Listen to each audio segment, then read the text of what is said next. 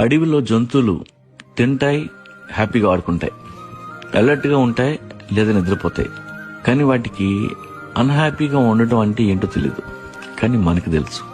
మనకి లేనివన్నీ గుర్తు తెచ్చుకుని ఏడుస్తాం. మన ఏడుపంతా లేని దానికోసం. ఉన్నదాన్ని చూసి ఆనందపడటం తెలీదు. నువ్వు పడుకున్నది చాపే కావచ్చు, దానికి పెద్ద బొక్క ఉండొచ్చు. ఉంటే ఉండని. పైన ఉన్న వెన్నెలు చూడు, ఆ చందమామను చూడు. చందమామను చూడటానికి కళ్ళు ఉన్నందుకు సంతోషించు. ఎందుకంటే కళ్ళు లేని వాళ్ళు చాలా మంది ఉన్నారు.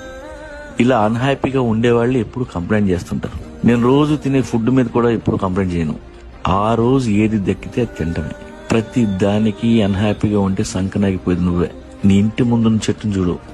Even trees don't know how to be unhappy. నవ్వుతూ ఉంటాయి, నీడనిస్తాయి, పండునిస్తాయి తప్ప గాలిచ్చి కొమ్మలు ఇరిగిన, గొడ్డలతో నరికిన దే నెవర్ ఎవర్ కంప్లైంట్.